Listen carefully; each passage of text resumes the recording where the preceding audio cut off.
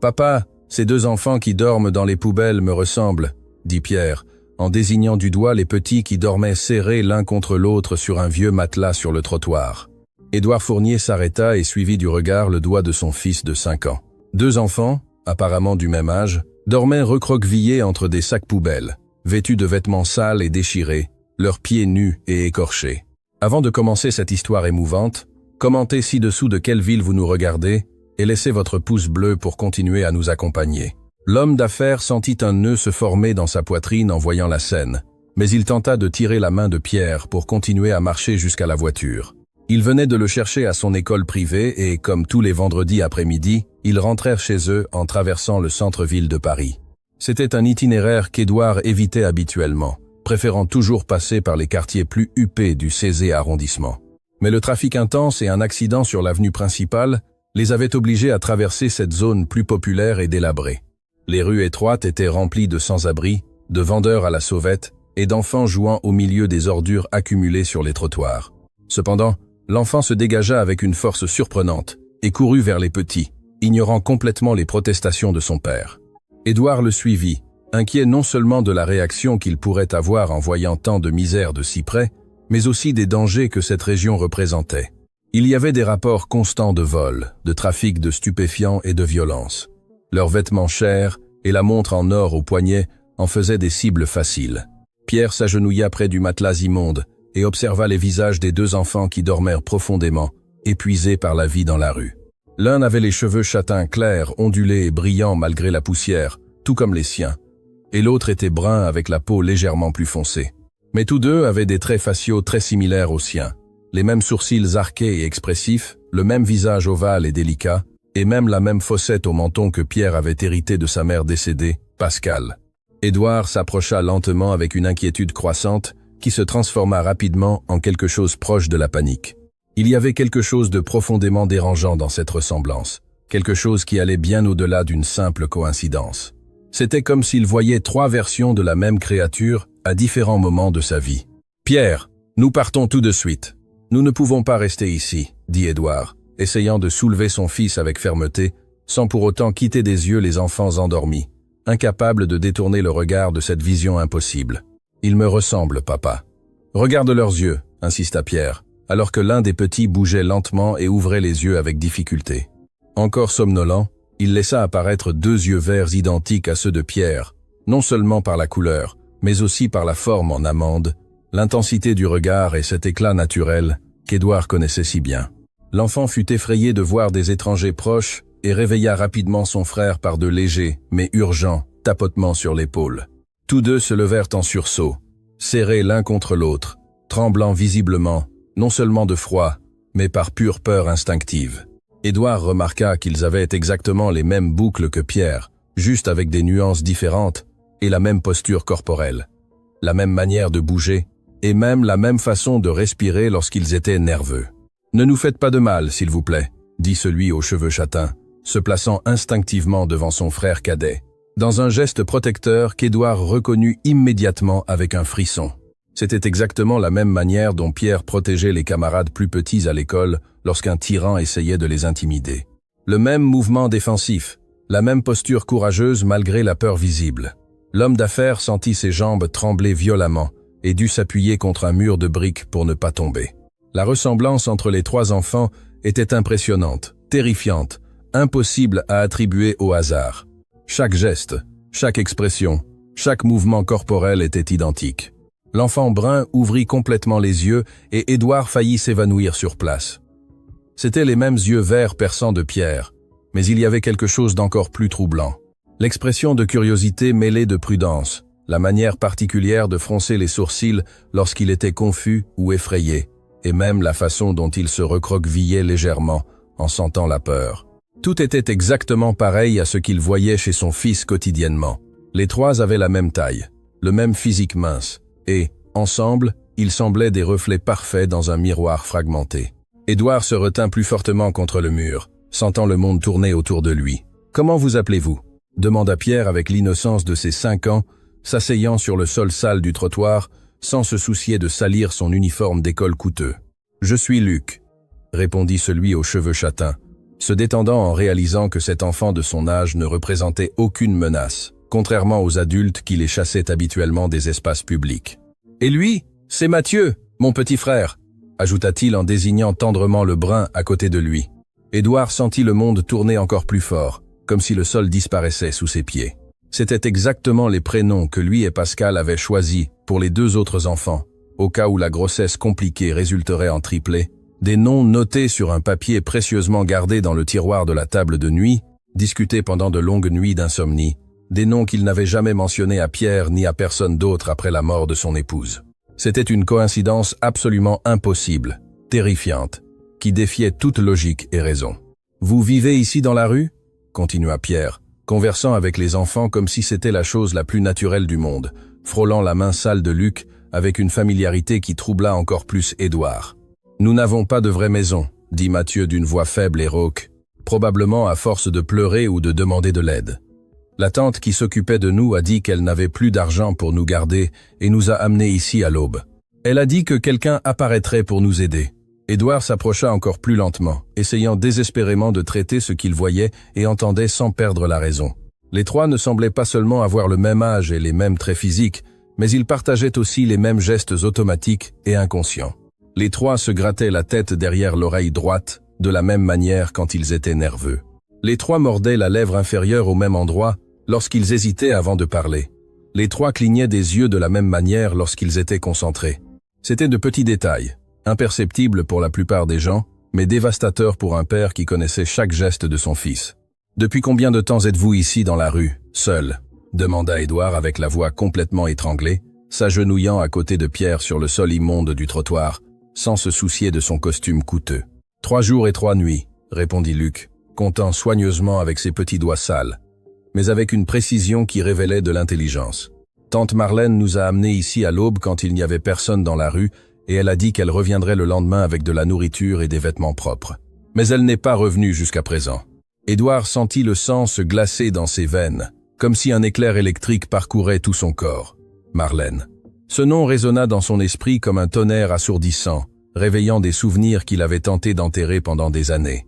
Marlène était le nom de la sœur cadette de Pascal, une femme problématique et instable qui avait complètement disparu de la vie familiale juste après l'accouchement traumatisant et la mort de sa sœur, une femme dont Pascal avait souvent parlé, racontant qu'elle souffrait de sérieuses difficultés financières, de problèmes de toxicomanie et de relations abusives. Une sœur qui avait demandé de l'argent en prêt d'innombrables fois pendant la grossesse de Pascal, toujours avec des excuses différentes, puis avait disparu sans laisser de traces ni d'adresse. Une femme qui était présente à l'hôpital pendant tout le travail d'accouchement, posant des questions étranges sur les procédures médicales et sur ce qui arriverait au bébé en cas de complications. Pierre regarda son père, ses yeux verts remplis de larmes sincères, touchant doucement le bras de Luc. « Papa, ils ont très faim. Regarde comme ils sont minces et faibles. Nous ne pouvons pas les laisser ici seuls. » Édouard observa plus attentivement les 2 enfants sous la lumière du crépuscule et vit qu'ils étaient en vérité gravement dénutris. Les vêtements usés et rapiécés pendaient de leur corps fragile comme des chiffons. Leur visage était pâle et creusé, avec des cernes profondes. Les yeux, éteints et fatigués, révélaient des jours sans alimentation adéquate ni repos réparateur. À côté d'eux, sur le matelas immonde, il y avait à peine une bouteille d'eau presque vide et un sac en plastique déchiré avec des restes de pain dur et moisi. Les petites mains étaient sales et blessées, avec des coupures et des égratignures, probablement dues à la fouille dans les ordures, à la recherche de quelque chose de comestible. « Avez-vous pu manger quelque chose aujourd'hui ?» demanda Édouard, s'agenouillant complètement à la hauteur des enfants, essayant de contrôler l'émotion croissante dans sa voix. « Hier matin, un homme qui travaille à la boulangerie du coin nous a donné un vieux sandwich à partager, » dit Mathieu les yeux baissés, honteux de la situation. « Mais aujourd'hui, nous n'avons rien eu. Certaines personnes passent, nous regardent avec pitié, mais font semblant de ne pas nous voir et continuent de marcher rapidement. » Pierre sortit immédiatement un paquet entier de biscuits fourrés de son sac à dos d'école coûteux et l'offrit aux enfants avec un geste spontané et généreux qui remplit Édouard de fierté paternelle et d'une terreur existentielle en même temps. « Vous pouvez tout manger. Mon papa m'en achète toujours plus, et nous avons beaucoup de bonne nourriture à la maison. » Luc et Mathieu regardèrent directement Édouard, lui demandant la permission avec leurs grands yeux pleins d'espoir, un geste naturel d'éducation et de respect qui contrastait dramatiquement avec la situation désespérée et dégradante dans laquelle il se trouvait. Quelqu'un avait enseigné de bonnes manières et des valeurs à ses enfants abandonnés. Édouard hocha la tête, essayant toujours désespérément de comprendre ce qui se passait devant lui. Quelle force du destin avait mis ses enfants sur son chemin? Ils partagèrent les biscuits avec une délicatesse et un soin qui émurent profondément le cœur d'Édouard. Il cassait chaque biscuit soigneusement en deux. Ils s'offraient toujours l'un à l'autre en premier avant de manger. Ils mâchaient lentement, savourant chaque petit morceau comme si c'était un vrai festin. Il n'y avait ni hâte, ni avidité, juste de la gratitude pure. « Merci beaucoup, vraiment », dirent-ils à l'unisson. Et Édouard eut l'absolue certitude d'avoir déjà entendu ces voix auparavant, non seulement une ou deux fois, mais des milliers de fois. Ce n'était pas uniquement le ton enfantin et aigu, mais l'intonation spécifique, le rythme particulier de parler, la manière exacte de prononcer chaque mot. Tout était absolument identique à la voix de Pierre. C'était comme écouter des enregistrements de son fils à différents moments de sa vie. Tandis qu'il observait les trois enfants ensemble, assis sur le sol sale, les ressemblances devenaient de plus en plus évidentes et terrifiantes, impossibles à ignorer ou à rationaliser. Ce n'était pas seulement l'impressionnante similitude physique, les gestes inconscients et automatiques, la façon particulière d'incliner légèrement la tête vers la droite, lorsqu'il prêtait attention à quelque chose, et même la manière spécifique de sourire en montrant d'abord les dents du haut. Tout était identique dans chaque détail. Pierre semblait avoir trouvé deux versions exactes de lui-même, vivant dans des conditions misérables dans le monde. « Savez-vous quelque chose sur qui sont vos vrais parents ?» demanda Édouard, essayant de maintenir une voix contrôlée et décontractée, bien que sentant son cœur battre si fort qu'il lui faisait mal à la poitrine. « Tante Marlène disait toujours que notre maman est morte quand nous sommes nés à l'hôpital, » expliqua Luc, répétant les mots comme s'ils étaient une leçon mémorisée et répétée 1000 fois, et que notre papa ne pouvait pas s'occuper de nous parce qu'il avait déjà un autre petit garçon à élever seul et qu'il n'en avait pas les moyens. Édouard sentit son cœur s'accélérer violemment, battant si fort qu'il était sûr que tout le monde pouvait l'entendre. Pascal était réellement morte lors de l'accouchement compliqué, perdant beaucoup de sang et entrant en choc. Et Marlène avait disparu mystérieusement juste après les obsèques, prétextant qu'elle ne supportait pas de rester dans la ville où sa sœur était morte si jeune. Mais maintenant, tout prenait un sens terrifiant et dévastateur. Marlène n'avait pas seulement fui la douleur et les tristes souvenirs. Elle avait emporté quelque chose de précieux avec elle, quelqu'un avec elle, 2 enfants avec elle. « Et vous, arrivez-vous à vous souvenir de quelque chose de quand vous étiez bébé ?» insista Édouard, les mains tremblant visiblement, tandis qu'il observait obsessionnellement chaque détail des visages angéliques des enfants, cherchant plus de ressemblances, plus de preuves. « Nous ne nous souvenons de presque rien, » dit Mathieu, secouant la tête avec tristesse. Tante Marlène racontait toujours que nous étions nés avec un autre frère le même jour, mais qu'il était resté avec notre papa parce qu'il était plus fort et en meilleure santé. Et nous sommes allés avec elle parce que nous avions besoin de soins spéciaux. Pierre ouvrit ses yeux verts d'une manière qu'Édouard connaissait très bien, cette expression de compréhension soudaine et terrifiante qui apparaissait lorsqu'il résolvait un problème difficile ou comprenait quelque chose de complexe. « Papa, il parle de moi, n'est-ce pas ? Je suis le frère qui est resté avec toi parce qu'il était plus fort, et ils sont mes frères qui sont partis avec la tante. » Édouard dut s'appuyer des 2 mains sur le mur rugueux pour ne pas s'évanouir complètement.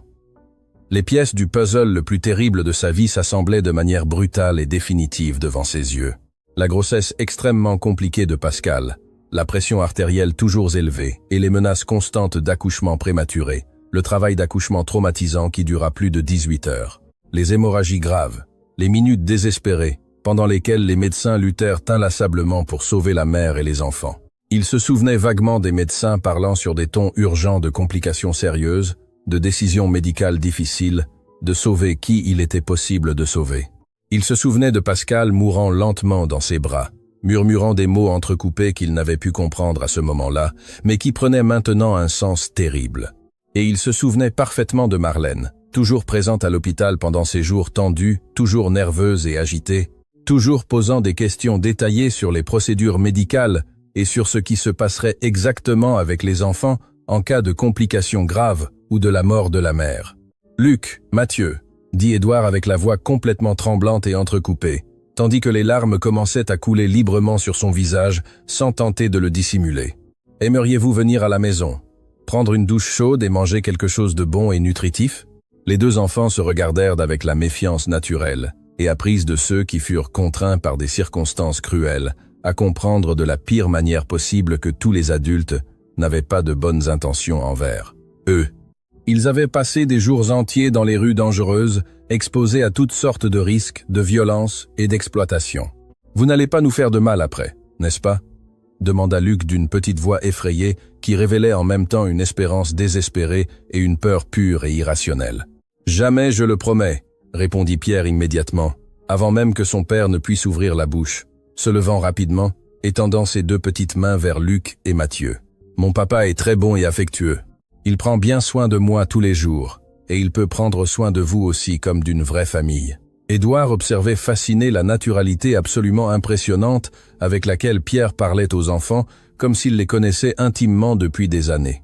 Il y avait une connexion inexplicable et puissante entre les trois, quelque chose qui allait bien au-delà de l'étonnante ressemblance physique.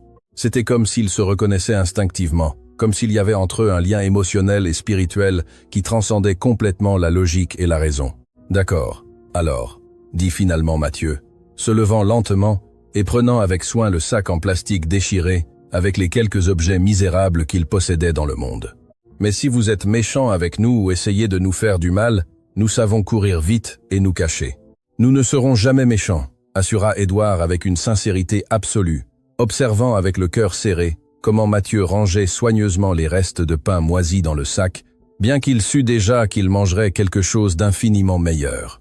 C'était un pur instinct de survie, propre à celui qui connaît intimement la faim réelle et dévastatrice. Tandis qu'il marchait lentement dans les rues fréquentées en direction de la voiture de luxe, Édouard remarqua que pratiquement toutes les personnes qui passaient les regardaient fixement, s'arrêtaient, murmuraient entre elles et les désignaient discrètement. Il était impossible de ne pas percevoir qu'ils ressemblaient à des triplés identiques. Certains passants plus curieux s'arrêtaient complètement. Ils faisaient des commentaires admiratifs sur la ressemblance impressionnante. D'autres prenaient même des photos en cachette avec leur téléphone. Pierre tenait fermement la main de Luc et Luc, celle de Mathieu, comme si c'était quelque chose de complètement instinctif et naturel, comme s'ils avaient toujours marché exactement ainsi dans les rues de la vie. « Papa », dit Pierre soudainement, s'arrêtant brusquement au milieu du trottoir bondé de gens et regardant directement les yeux de son père. « J'ai toujours rêvé d'avoir des frères qui me ressemblaient exactement. Je rêvais que nous jouions ensemble tous les jours, qu'ils savaient les mêmes choses que je sais, que nous n'étions jamais seuls ni tristes. Et maintenant, ils sont là pour de vrai, comme par magie. » Édouard sentit un frisson parcourir tout son corps en entendant les paroles de Pierre. Pendant le trajet jusqu'à la voiture, il observa chaque mouvement des trois avec une attention obsessionnelle qui frôlait la paranoïa. La façon dont Luc aidait Mathieu à marcher lorsqu'il trébuchait était identique à la manière dont Pierre aidait toujours les personnes plus fragiles ou dans le besoin. La façon dont Mathieu tenait soigneusement le sac en plastique avec ses misérables affaires était exactement la même prudence extrême que Pierre démontrait avec ses jouets préférés ou avec les objets qu'il considérait importants. Même la cadence naturelle des pas était parfaitement synchronisée, comme si les trois avaient méticuleusement répété cette marche pendant des années. Édouard remarqua que les trois posaient d'abord le pied droit en montant sur le trottoir, qu'ils balançaient légèrement le bras gauche en marchant, qu'ils regardaient tous instinctivement sur les côtés avant de traverser n'importe quelle rue. C'étaient de petits détails qui pourraient passer inaperçus pour un observateur occasionnel, mais qui étaient dévastateurs pour un père qui connaissait intimement chaque mouvement de son fils. Quand ils arrivèrent finalement à la Mercedes noire garée au coin de la rue animée, Luc et Mathieu s'arrêtèrent brusquement devant le véhicule, les yeux complètement ouverts d'admiration et d'étonnement. « Elle est vraiment à vous cette si belle voiture, monsieur ?» demanda Luc, touchant avec révérence la carrosserie brillante et impeccable. « Elle est à mon papa », répondit Pierre avec la naturalité typique de celui qui avait grandi entouré de luxe. « Nous allons toujours avec elle à l'école, au club, au centre commercial et à tous les endroits où nous devons aller. » Édouard observa attentivement la réaction sincère des enfants en voyant l'intérieur en cuir beige véritable et les détails dorés scintillants. Il n'y avait dans leurs yeux innocents aucune trace d'envie, d'avidité ou de ressentiment, juste de la pure curiosité et une admiration respectueuse. Mathieu passa sa petite main sale sur les sièges moelleux avec une révérence extrême, comme s'il touchait quelque chose de sacré et d'intouchable. « Je n'ai jamais voyagé dans une voiture aussi belle et aussi parfumée de ma vie, » murmura-t-il d'une voix chargée d'une admiration sincère. « On dirait une de ces voitures de la télévision où les gens riches et célèbres apparaissent. » Pendant tout le trajet silencieux jusqu'à l'imposante demeure située dans le quartier le plus exclusif de la ville, Édouard ne put quitter des yeux le rétroviseur ne serait-ce qu'une seconde. Les trois enfants conversaient animément sur le siège arrière, comme s'ils étaient de vieux amis, se retrouvant après une longue et douloureuse séparation. Pierre signalait avec enthousiasme les lieux touristiques et les sites importants de la ville par la fenêtre. Luc posait des questions intelligentes et perspicaces sur absolument tout ce qu'il voyait sur le chemin. Et Mathieu écoutait avec une attention concentrée, faisant de temps en temps des commentaires profonds qui révélaient une maturité impressionnante et troublante pour un enfant d'à peine 5 ans. « Cet immeuble si haut que tu vois là, c'est là que mon papa travaille tous les jours », expliqua Pierre, désignant avec enthousiasme le gratte-ciel en verre miroir. « Il a une grande entreprise qui construit de belles maisons pour les gens qui ont de l'argent. Et tu iras travailler là-bas avec lui quand tu seras grand ?» demanda Luc avec une curiosité sincère. « Je ne sais pas encore. Parfois, je pense à être médecin pour aider les enfants malades qui n'ont pas d'argent pour payer un traitement. » Édouard faillit perdre le contrôle du volant en entendant ces mots. Médecin avait été exactement le rêve qu'il avait lui-même caressé avec passion dans son enfance, bien avant d'être obligé par les circonstances familiales d'hériter des affaires lucratives de la famille.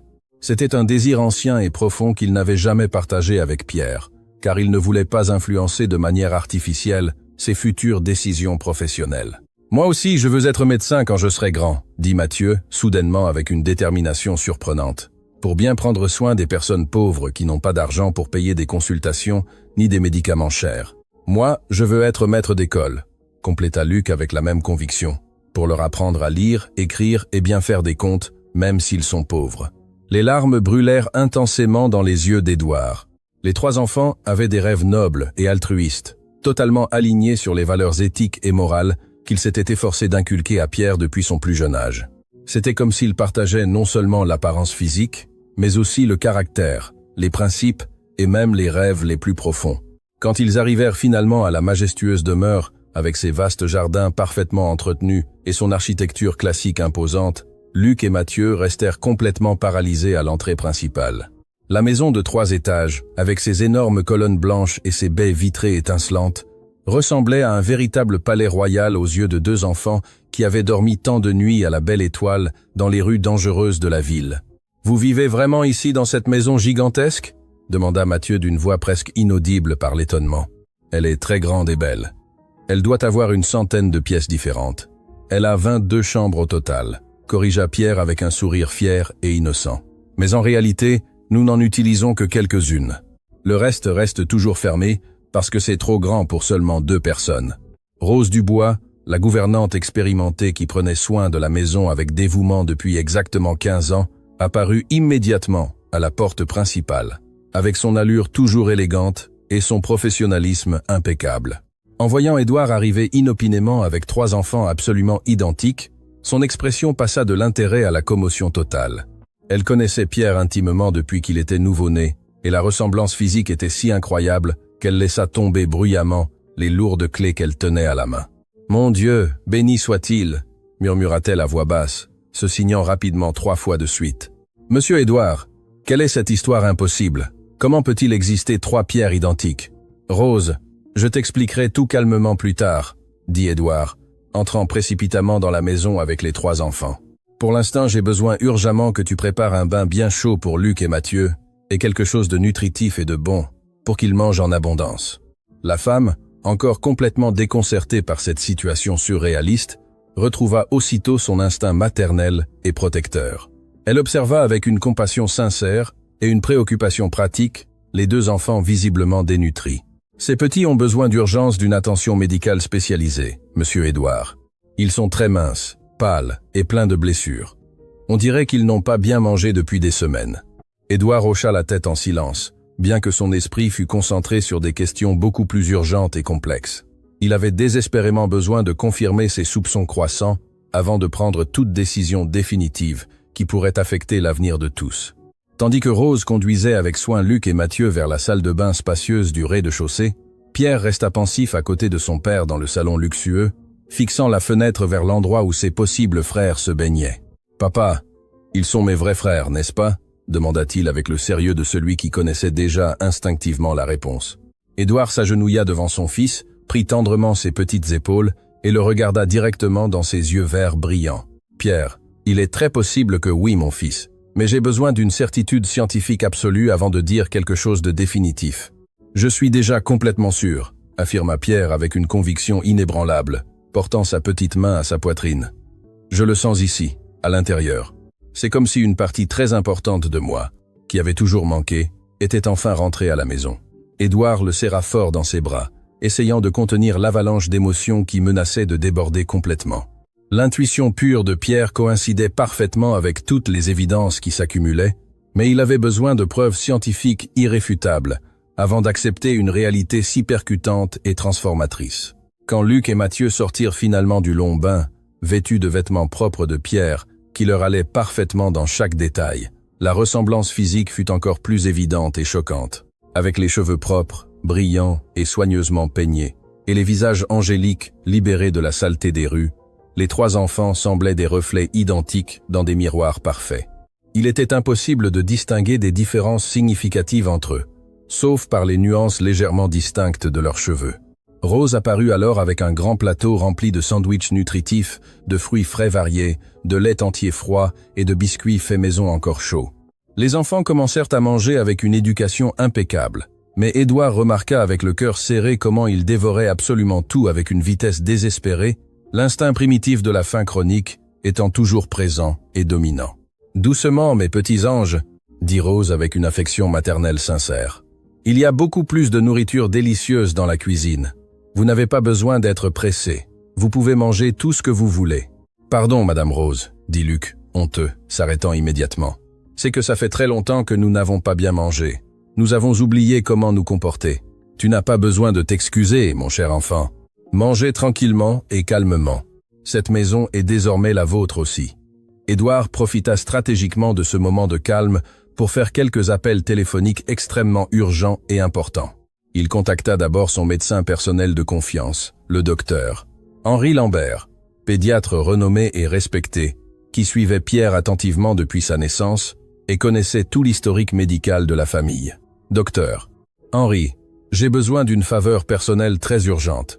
Pourriez-vous venir chez moi ce soir même?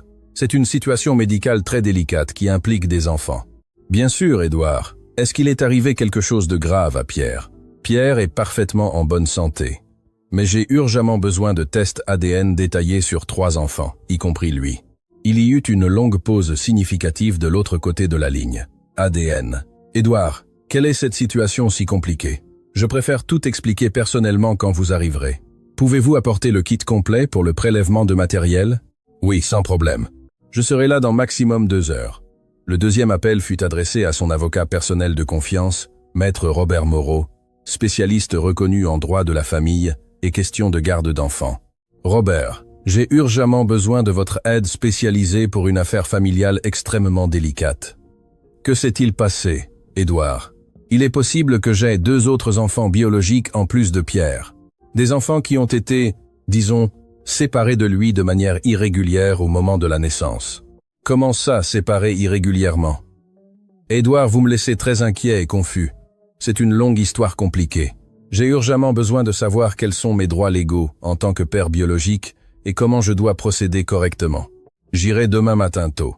Ne faites absolument rien de précipité tant que nous n'aurons pas discuté en détail. » Pendant qu'Édouard effectuait ses appels dans son bureau, les 3 enfants jouaient harmonieusement dans le salon luxueux, comme s'ils avaient été des frères intimes pendant des années. Pierre montrait fièrement ses jouets chers et ses collections. Luc enseignait des jeux créatifs qu'il avait appris dans sa dure vie dans la rue. Et Mathieu racontait des histoires fantastiques qu'il inventait sur le moment. La synchronisation naturelle entre les 3 était à la fois troublante et magnifique à observer. Ils riaient avec le même ton, gesticulaient de façon identique en parlant. Ils respiraient même au même rythme lorsqu'ils étaient concentrés. « Pierre, » dit Édouard en revenant calmement au salon après avoir terminé les appels. « J'ai besoin de poser quelques questions importantes à Luc et Mathieu. Peux-tu aider ton papa? » « Bien sûr, papa. Tu peux demander ce que tu veux. » Édouard s'assit confortablement sur le tapis à côté des enfants, essayant de maintenir un ton décontracté et détendu, malgré l'importance cruciale des informations qu'il cherchait désespérément. « Luc, te souviens-tu de quelque chose de spécifique de quand vous étiez petit bébé? N'importe quel détail, aussi petit soit-il. Tante Marlène racontait toujours que nous étions nés dans un très grand et célèbre hôpital, » dit Luc, pensif. fronçant les sourcils de concentration. Elle disait que c'était très difficile et dangereux, qu'elle avait dû faire des choix difficiles sur qui sauver en premier. « Choisir qui sauver », répéta Édouard, sentant son cœur battre violemment. De même, elle disait que notre maman était très malade et faible et que le médecin-chef avait dit qu'on ne pouvait pas sauver tout le monde en même temps. Alors il a dû décider de nous sauver. Édouard sentit le monde tourner de manière incontrôlée autour de lui. Cette version coïncidait parfaitement avec ses souvenirs fragmentés et douloureux de l'hôpital cette terrible nuit-là. Il se souvenait avec netteté des médecins, parlant d'un ton grave de décisions difficiles, de priorités d'urgence, de sauver ceux qu'il était possible de sauver dans ces circonstances. « Et vous savez exactement dans quel hôpital vous êtes né ?»« À l'hôpital Saint-Vincent » répondit Mathieu immédiatement, sans hésiter. Tante Marlène nous y emmenait toujours quand nous étions malades ou avions besoin de médicaments. Édouard faillit s'évanouir. L'hôpital Saint-Vincent était la même clinique privée et coûteuse où Pierre était né, où Pascal avait lutté pour sa vie et était finalement morte. Un hôpital fréquenté exclusivement par l'élite économique de la ville. Il n'y avait aucun sens logique à ce que des enfants prétendument abandonnés reçoivent des soins médicaux réguliers là-bas, à moins qu'il n'existe un lien familial légitime et documenté. Et tante Marlène, comment était-elle physiquement? Vous en souvenez-vous bien? Elle ressemblait beaucoup à notre vraie maman, dit Luc, pensif. Elle avait les cheveux noirs, très longs et lisses, de grands yeux foncés, et sentait toujours fortement la cigarette mélangée à du parfum sucré. Édouard sentit le sang se glacer dans ses veines. C'était une description parfaite et détaillée de Marlène, la sœur cadette de Pascal. Chaque détail coïncidait exactement avec ses souvenirs de sa belle-sœur problématique. Mais elle était toujours très nerveuse et agitée, continua Mathieu avec un sérieux troublant, surtout quand elle voyait des policiers dans la rue, ou quand quelqu'un d'inconnu nous posait des questions. Quel genre de questions exactement la mettait mal à l'aise? Sur qui était notre vrai père, sur notre famille? Sur d'où nous venions, expliqua Luc en détail. Elle nous disait toujours de ne jamais parler de ces choses importantes à des étrangers parce que c'était dangereux. Édouard comprit immédiatement que Marlène vivait dans une terreur constante d'être découverte et exposée. Le comportement décrit par les enfants était absolument typique de quelqu'un qui cachait quelque chose d'extrêmement grave, avec des conséquences légales sévères et une possibilité de prison. Et étiez-vous vraiment heureux? Je veux dire, étiez-vous heureux de vivre avec tante Marlène? Les deux enfants se regardèrent avec une tristesse profonde et mature qui déchira le cœur d'Édouard. C'était une expression de douleur qu'aucun enfant ne devrait connaître si intimement. Nous l'aimions parce qu'elle prenait soin de nous, dit Mathieu diplomatiquement, choisissant bien ses mots. Mais elle disait toujours que s'occuper de nous était très difficile et fatigant, qu'elle avait sacrifié toute sa vie pour nous. Et parfois, elle disparaissait pendant de nombreux jours d'affilée, compléta Luc avec la voix entrecoupée. Elle nous laissait complètement seuls à la maison ou avec des voisins inconnus qui ne connaissaient même pas bien nos prénoms. Édouard sentit une colère intense croître progressivement dans sa poitrine. Colère contre Marlène pour avoir menti et manipulé la situation. Colère contre lui-même pour ne pas avoir cherché plus d'informations. Colère contre le destin cruel qui avait brutalement séparé ses fils, mais en même temps, il sentit un immense soulagement libérateur de les avoir retrouvés vivants et relativement bien. « Papa », dit Pierre soudainement, interrompant les pensées turbulentes de son père. « Nous pouvons rester ensemble pour toujours maintenant. Luc et Mathieu peuvent vivre ici dans notre maison avec nous comme une vraie famille. » Édouard regarda profondément les trois pères d'yeux verts absolument identiques, fixés sur lui avec attente et espoir, attendant une réponse définitive qui changerait pour toujours et de manière irréversible la vie de tous. La responsabilité était écrasante et terrifiante, mais la certitude qui grandissait dans son cœur était absolument inébranlable. « Si vous voulez vraiment rester, et si tous les examens confirment ce que je crois fermement qu'ils confirmeront, vous trois ne serez plus jamais séparés, pas même pour un seul jour, dit-il avec solennité. Les paroles d'Édouard résonnèrent dans le salon luxueux comme une promesse sacrée, et les trois enfants s'étreignirent instinctivement avec une force émotionnelle bouleversante, formant un cercle parfait de joie pure et inattendue. Luc et Mathieu commencèrent à pleurer abondamment, mais c'étaient des larmes cristallines de soulagement et d'espoir renouvelé, non de tristesse ni de désespoir.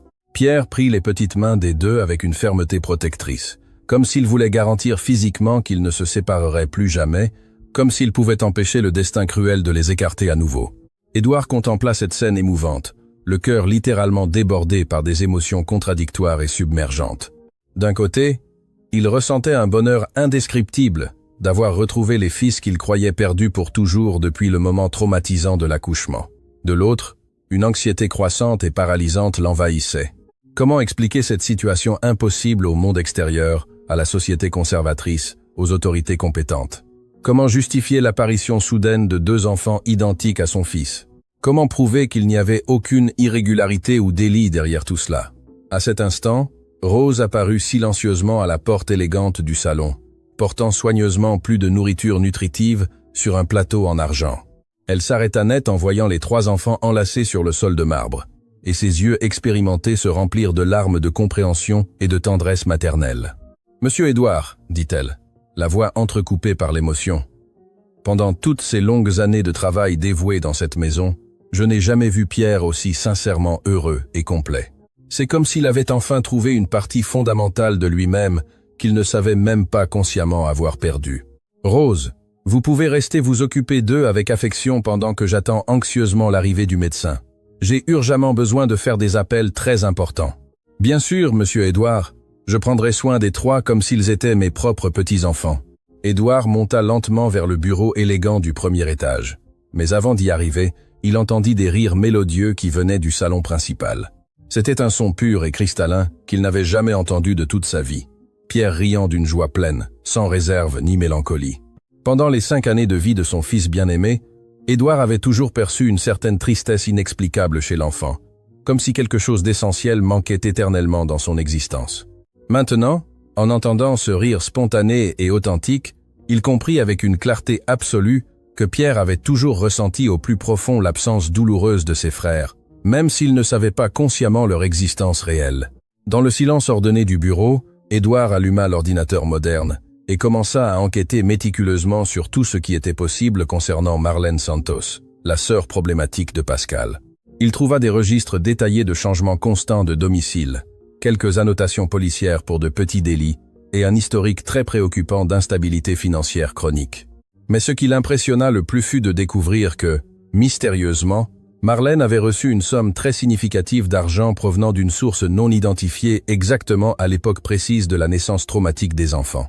C'était comme si quelqu'un de puissant avait délibérément payé pour qu'elle disparaisse avec les bébés et ne revienne jamais. Les soupçons croissants d'Édouard se dirigèrent immédiatement vers sa propre famille. Les Fournier avaient toujours été notoirement traditionnalistes, conservateurs et obsédés par une image publique impeccable. Avoir des triplés dans une gestation compliquée et non planifiée avec la jeune mère mourant tragiquement en couche aurait pu être interprété comme un scandale dévastateur, quelque chose qui devait être dissimulé à tout prix. Être ses propres parents, autoritaires et froids, les grands-parents conservateurs de Pierre, avaient-ils orchestré cette séparation cruelle et inhumaine? Soudain, le téléphone sonna fort, interrompant ses pensées sombres. C'était le docteur, Henri, qui appelait depuis sa voiture. « Édouard, j'arrive dans quelques minutes. J'ai absolument tout le nécessaire pour les tests ADN. Mais je dois te prévenir que les résultats complets ne seront prêts que dans exactement 72 heures. Docteur Henri, en plus de l'ADN, j'ai besoin que vous examiniez soigneusement les 2 enfants. Ils ont vécu abandonnés dans la rue et peuvent avoir développé de sérieux problèmes de santé. Ne t'inquiète pas, j'ai apporté mon équipement médical complet. Nous ferons une évaluation détaillée de tout. » Quand Édouard descendit tranquillement les escaliers de marbre, il trouva une scène domestique qui l'émut plus que toute autre chose dans sa vie d'adulte. Rose avait préparé avec affection un goûter impeccable sur la table élégante du salon, et les 3 enfants étaient assis poliment comme de petits gentlemen, conversant animément sur leurs rêves et plans futurs. Il y avait entre eux une harmonie naturelle, qui transcendait toute logique. « Quand je serai médecin, » disait Pierre avec des yeux verts brillants, j'aurai un grand hôpital juste pour soigner les enfants pauvres qui n'ont pas d'argent. Et moi aussi, je serai médecin, compléta Mathieu avec la même détermination. Mais je prendrai soin avec affection des animaux abandonnés, car ils souffrent tout comme les personnes. Et moi, je serai maître d'école, dit Luc avec une conviction admirable, pour enseigner patiemment aux enfants qui n'ont jamais eu l'opportunité d'étudier pour de vrai. Édouard fut profondément impressionné par la naturalité avec laquelle les 3 projetaient un avenir commun et intégré, comme s'ils avaient toujours su instinctivement qu'ils seraient unis pour affronter la vie. C'était comme s'ils partageaient non seulement des gènes, mais aussi des valeurs, des rêves, et une vision identique du monde. Le docteur. Henri arriva ponctuellement à l'heure convenue, portant soigneusement 2 mallettes médicales professionnelles et lourdes. C'était un homme distingué de 60 ans, aux cheveux complètement gris et aux élégantes lunettes dorées qui inspiraient confiance et crédibilité immédiate. Il connaissait Édouard depuis l'université et avait accompagné professionnellement toute la tragédie dévastatrice de la naissance de Pierre et de la mort de Pascal. « Édouard », dit-il en entrant calmement dans le salon, s'arrêtant net en voyant les 3 enfants réunis. « Dieu miséricordieux, quelle ressemblance absolument impossible est-ce ? C'est justement sur cette ressemblance inexplicable que j'ai urgemment besoin de parler avec toi, répondit Édouard avec sérieux. Le docteur. Henri s'approcha prudemment des enfants avec le soin typique et la délicatesse naturelle d'un pédiatre expérimenté qui avait dédié des décennies aux soins de l'enfance. Bonjour, chers enfants. Je suis le docteur Henri, médecin personnel de Pierre depuis de nombreuses années. Vous pouvez m'appeler affectueusement docteur Henri. Bonjour, docteur, dirent Luc et Mathieu à l'unisson avec l'éducation impeccable qu'Édouard avait déjà remarquée et admirée à plusieurs reprises. J'ai besoin de vous faire quelques examens médicaux très simples. D'accord, ça ne fera absolument pas mal, je le promets. Pendant que le médecin examinait méticuleusement les enfants avec des instruments spécialisés, Édouard expliqua toute la situation complexe avec des détails minutieux. Le docteur. Henri écoutait avec attention, avec un étonnement croissant et une préoccupation médicale et éthique. Édouard, si tout cela est confirmé scientifiquement, nous avons devant nous une situation médicale illégale extrêmement délicate. Ces enfants ont été criminellement privés non seulement de leur famille biologique, mais aussi de soins médicaux adéquats et réguliers. L'examen médical détaillé révéla que Luc et Mathieu étaient visiblement dénutris, avec une anémie légère mais préoccupante et quelques carences vitaminiques significatives. Cependant, il n'y avait rien qui ne puisse être complètement inversé par une alimentation adéquate, une supplémentation nutritionnelle et des soins médicaux réguliers. Ils vont avoir besoin d'un suivi nutritionnel intensif et d'une surveillance médicale pendant les 6 prochains mois, expliqua le docteur avec un sérieux professionnel. Mais ce sont des enfants naturellement forts et résilients. Avec les soins appropriés, ils se rétabliront complètement. Le prélèvement de matériel pour le test ADN fut étonnamment rapide et indolore. Le docteur. Henri prit soigneusement des échantillons de salive des 3 enfants avec des écouvillons stériles spéciaux. Il étiqueta tout méticuleusement avec des codes spécifiques et les rangea dans des récipients hermétiques appropriés. Édouard, j'emmènerai personnellement ce matériel précieux au laboratoire le plus fiable et discret que je connaisse. Dans exactement 72 heures, nous aurons la confirmation scientifique définitive.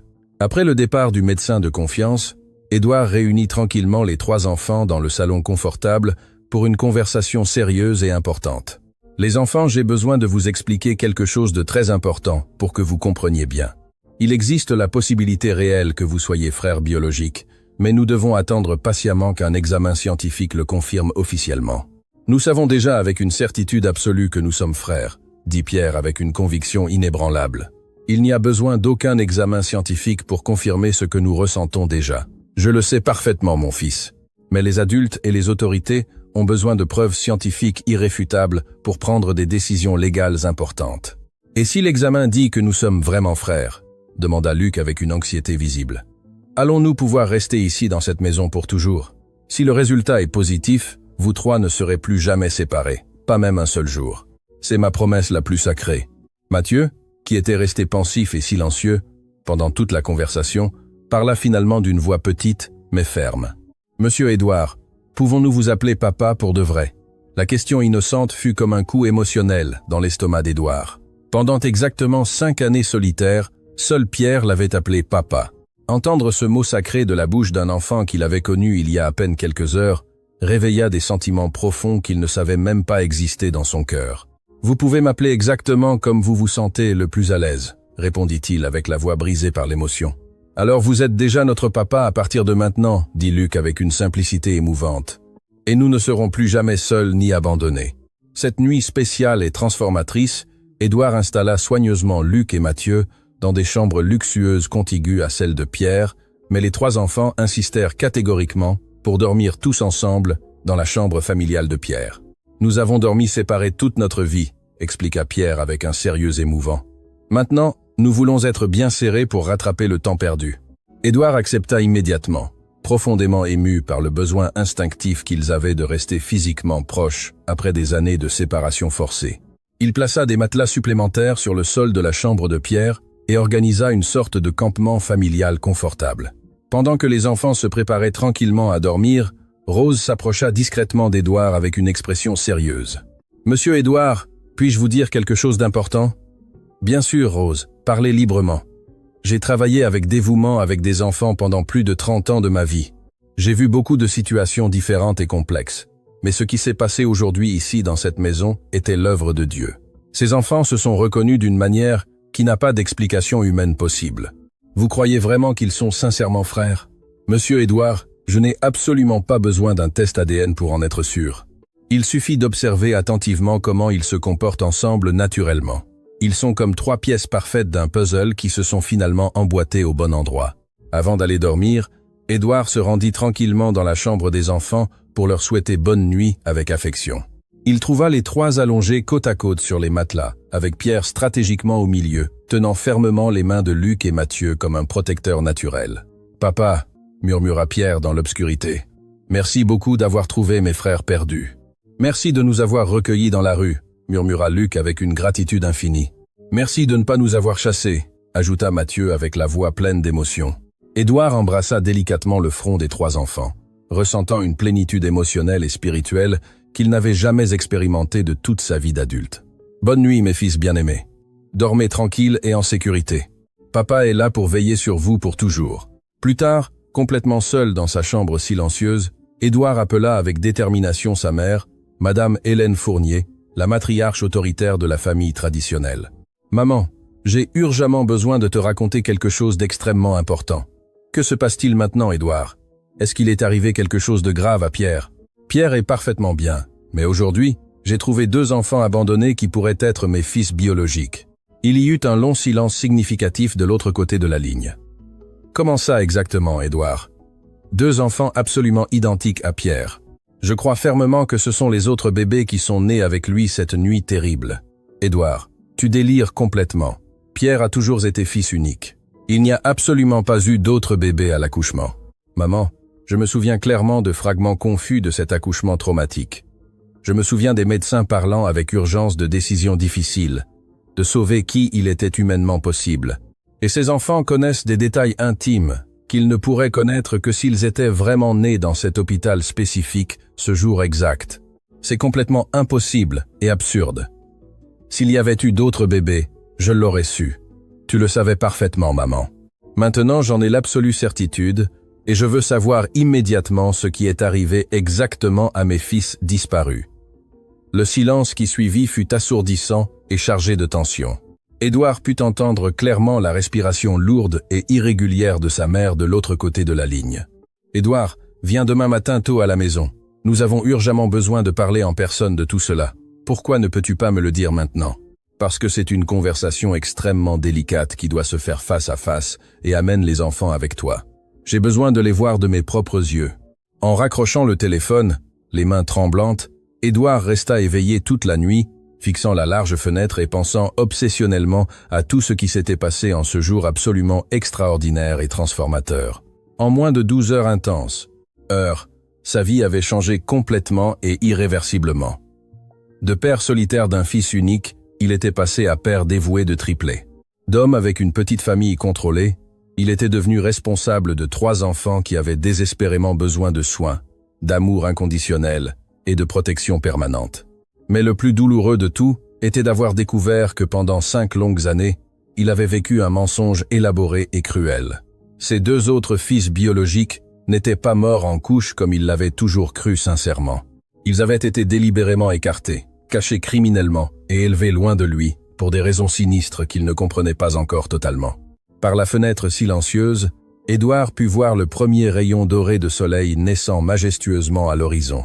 Un nouveau jour se levait lentement, et avec lui la promesse concrète de réponses définitives à des questions qui le tourmentaient depuis des années. « Demain, nous saurons enfin la vérité complète », murmura-t-il pour lui-même, pensant tendrement aux 3 enfants qui dormaient paisiblement dans la chambre d'à côté, enfin réunis après 5 cruelles années de séparation forcée et inutile. La matinée arriva plus tôt que prévu, annoncée par les doux bruits des enfants qui bougeaient dans la chambre contiguë. Il était à peine 6 heures quand Édouard entendit des rires bas et des conversations chuchotées provenant de la chambre de Pierre. Il se leva en silence, et en jetant un coup d'œil par la porte entr'ouverte, Il observa une scène qui le remplit de tendresse et de mélancolie en même temps. Les trois étaient assis en cercle sur le sol, toujours en pyjama, partageant des biscuits que Pierre avait cachés dans un tiroir. Luc enseignait à Mathieu un jeu de main tandis que Pierre observait avec attention, essayant d'apprendre également. C'était comme si, en cette matinée, il rattrapait des années de jeux perdus. « Bonjour les garçons », dit Édouard en entrant dans la chambre avec un sourire sincère. « Avez-vous bien dormi ?»« Papa, c'était la meilleure nuit de ma vie », répondit Pierre immédiatement. « J'ai rêvé que nous volions ensemble dans le ciel. »« Moi aussi, j'ai rêvé que nous volions », ajouta Luc, étonné. Et il y avait une belle femme qui nous souriait depuis le ciel. Édouard sentit un frisson parcourir son dos. Pascal avait toujours dit que lorsqu'elle mourrait, elle voulait voler libre comme un oiseau. Serait-il possible que les enfants aient rêvé de la mère qu'ils n'avaient jamais connue? Et moi j'ai rêvé que nous vivions dans une grande maison, avec un jardin rempli de fleurs, compléta Mathieu. Et nous avions un chien marron qui jouait avec nous. Édouard faillit trébucher. Avant la mort de Pascal, ils avaient prévu d'acheter un Golden Retriever pour accompagner le bébé qui allait naître, un rêve qu'ils n'avaient jamais mentionné à Pierre. À ce moment, Rose apparut à la porte avec un plateau de chocolat chaud et des petits pains frais. « Bonjour mes petits anges, déjeunez bien, car aujourd'hui sera un jour important. » Pendant que les enfants déjeunaient, Édouard reçut un appel inattendu. C'était Maître Robert, son avocat, qui appelait plus tôt que prévu. « Édouard, j'ai besoin de te parler urgemment. Il s'est passé quelque chose de grave pendant la nuit. »« Quoi, Robert ?» La police a reçu une dénonciation anonyme d'enlèvement de mineurs. Quelqu'un a dit que tu retiens 2 enfants chez toi contre leur volonté. Édouard sentit le sang se glacer. Comment ça, enlèvement? Ces enfants étaient abandonnés dans la rue. Je sais. Mais la dénonciation a été déposée. Et maintenant, les services sociaux et le juge des enfants veulent faire une visite. Ils peuvent arriver à tout moment. Robert, ces enfants sont mes fils. Je suis sûr qu'ils le sont. Je le crois, Édouard. Mais jusqu'à ce que nous ayons la preuve ADN, légalement, ce sont toujours des mineurs disparus. Tu dois coopérer pleinement avec les autorités. Après avoir raccroché, Édouard réunit les enfants dans le salon. Il devait les préparer à ce qui pouvait arriver. Les garçons, aujourd'hui des personnes importantes pourraient venir vous poser des questions. Je veux que vous répondiez toujours avec la vérité. D'accord? Quel genre de questions? Demanda Luc, percevant l'inquiétude dans la voix d'Édouard. Sur comment vous êtes arrivé ici? Comment vous vous sentez, si quelqu'un vous a obligé à rester? Personne ne nous a obligés, dit Mathieu avec fermeté. Nous avons choisi de rester parce qu'ici, c'est notre maison. Alors Pierre s'approcha de son père et lui prit la main. Papa, ils ne vont pas nous séparer, n'est-ce pas? Je ferai tout mon possible pour que cela n'arrive pas, mon fils. À 9 heures du matin, 2 voitures s'arrêtèrent devant la demeure. De la première descendirent une assistante sociale, une psychologue et un représentant du juge des enfants. De la seconde descendirent 2 policiers en uniforme. Édouard ouvrit la porte avant qu'il ne sonne. « Bonjour. J'imagine que vous êtes ici à cause des enfants, monsieur Édouard Fournier, demanda l'assistante sociale, une femme d'âge moyen avec des lunettes et une posture rigide. Je suis le docteur Marisa Silva des services sociaux. Nous avons reçu une dénonciation concernant 2 enfants qui seraient prétendument retenus dans votre résidence. Les enfants ne sont pas retenus. Ils sont pris en charge parce que je les ai trouvés abandonnés dans la rue. Malgré cela, nous devons leur parler séparément pour évaluer la situation. » Édouard accepta, mais demanda à accompagner les entretiens. La psychologue, le docteur Carmen, se montra plus compréhensive que l'assistante sociale. « Monsieur Édouard, nous parlerons d'abord avec les enfants ensemble, puis individuellement. Il est important qu'ils se sentent à l'aise. » Les 3 petits furent emmenés au salon, où ils s'assirent côte à côte sur le grand canapé. La ressemblance entre eux ne passa inaperçue pour personne. « Mon Dieu !» murmura l'un des policiers à son collègue. « Ils ressemblent à des triplés identiques. » La docteure Carmen s'agenouilla devant eux. « Bonjour les enfants, je suis le docteur, Carmen, et je suis venu pour discuter avec vous. Pouvez-vous me raconter comment vous êtes arrivés dans cette maison ?» Pierre répondit le premier. « Mon papa et moi rentrions de l'école quand nous avons vu Luc et Mathieu dormir dans la rue. J'ai dit à mon papa qu'il me ressemblait. Et vous, avez-vous voulu venir ici ?» demanda la psychologue à Luc et Mathieu. « Oui, » répondit Luc sans hésiter. « Pierre a dit que ce serait aussi notre maison. Êtes-vous heureux ici ?»« Très heureux, » dit Mathieu. « Pour la première fois de notre vie, nous avons une vraie famille. » L'assistante sociale intervint avec un ton plus sévère. « Les enfants, savez-vous que vous ne pouvez pas rester avec des personnes étrangères? Où sont les adultes qui s'occupaient de vous avant? Tante Marlène nous a laissés dans la rue et n'est jamais revenue. expliqua Luc. Elle nous a dit qu'elle allait nous chercher une nouvelle famille, mais elle a menti. Et qui est cette tante Marlène? C'était la sœur de notre mère, répondit Mathieu. Mais elle n'aimait pas beaucoup s'occuper de nous. Pendant 2 heures, les fonctionnaires posèrent des questions détaillées, conversèrent avec les enfants individuellement, avec Édouard et aussi avec Rose. La gouvernante fut fondamentale pour clarifier la situation. « Docteur, » dit Rose à la psychologue, « je travaille avec des enfants depuis plus de 30 ans. Ces petits ne sont pas contraints ni maltraités. Au contraire, je n'ai jamais vu des enfants aussi heureux et intégrés. Mais la ressemblance entre eux est impressionnante, observa l'assistante sociale. Comment l'expliquez-vous? Je l'explique parce que ce sont des frères, affirma Édouard avec fermeté. Nous avons déjà prélevé des échantillons pour le test ADN. Dans 2 jours, nous aurons la confirmation. D'ici là, les enfants doivent être placés sous la tutelle de l'État, déclara l'assistante sociale. C'est la procédure standard. Non, cria Pierre en se levant du canapé. Vous ne pouvez pas emmener mes frères. Luc et Mathieu se mirent à pleurer en s'agrippant à Pierre. S'il vous plaît, ne nous séparez pas à nouveau, supplia Luc. La psychologue observa la réaction avec une attention professionnelle. Docteur Marisa, ces enfants ont un lien émotionnel très fort. Les séparer maintenant pourrait causer un traumatisme psychologique. Mais le protocole doit considérer le bien, être des enfants, interrompit la psychologue. Je suggère qu'ils restent ici sous surveillance jusqu'au résultat de l'ADN. Après une longue discussion, les fonctionnaires parvinrent à un accord temporaire. Les enfants pourraient rester avec Édouard, mais il y aurait des visites quotidiennes des services sociaux et la situation serait constamment réévaluée. Monsieur Édouard, dit l'assistante sociale avant de partir, toute irrégularité et les enfants seront immédiatement retirés. Après le départ des autorités, Édouard serra les 3 dans ses bras. Tout ira bien. Dans 2 jours, nous aurons la preuve qu'ils sont frères. Papa, dit Pierre, pourquoi certaines personnes veulent séparer les familles? Parfois, Pierre, les gens ne comprennent pas que la famille n'est pas seulement celle qui partage le même nom de famille, mais ceux qui s'aiment vraiment. Cet après-midi-là, Édouard décida d'emmener les enfants visiter leur grand-mère Hélène. Il était temps d'affronter le passé et de découvrir la vérité sur ce qui s'était passé 5 ans auparavant. La demeure des Fournier se trouvait dans un quartier encore plus luxueux, avec d'immenses jardins et une architecture imposante. En arrivant, Madame Hélène attendait sur la terrasse, élégamment vêtue comme toujours. En voyant les 3 enfants descendre de la voiture, son expression changea radicalement. « Mon Dieu !» murmura-t-elle, portant sa main à sa poitrine. « Comment est-ce possible ?»« Bonjour, grand-mère Hélène, » dit Pierre, courant pour l'embrasser. « J'ai amené mes frères pour que tu les connaisses. » Hélène regarda fixement Luc et Mathieu, comme si elle voyait des fantômes. Ses mains tremblaient visiblement. « Édouard, » dit-elle d'une voix entrecoupée, « nous avons besoin de parler immédiatement. »« Je veux d'abord que tu connaisses Luc et Mathieu, » répondit Édouard en approchant les 2 enfants. « Les enfants, voici grand-mère Hélène, la mère de papa. »« Bonjour mamie, » dirent-ils timidement. Hélène s'agenouilla devant eux, observant chaque détail de leur visage. Des larmes commencèrent à couler sur ses joues. « Ils sont identiques à Pierre quand il était bébé, » murmura-t-elle. « Et ils sont aussi identiques à Pascal. » Édouard comprit que sa mère en savait plus qu'elle n'avait révélé. « Maman, reconnais-tu ces enfants ?»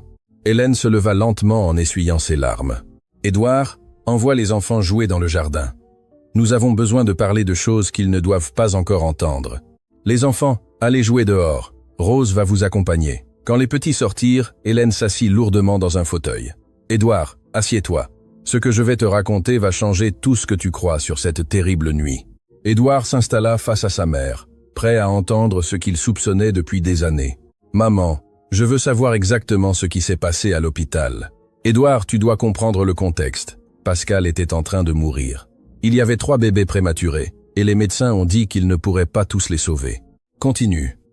Ton père et moi avons pris une décision terrible cette nuit-là. Nous avons décidé qu'il valait mieux sauver un bébé fort que de perdre les 3. Édouard sentit la colère lui monter à la poitrine. Vous avez choisi Pierre et abandonné mes autres fils. Nous ne les avons pas abandonnés. Marlène s'est proposée de s'occuper des 2 autres. Nous avons pensé que ce serait le mieux. Et vous ne me l'avez jamais raconté, Édouard. Tu étais dévasté par la mort de Pascal. Nous avons cru qu'il serait préférable de ne pas compliquer encore plus ta douleur. Compliqué. Maman, vous m'avez volé 2 fils. Vous m'avez fait vivre 5 ans en croyant qu'ils étaient morts.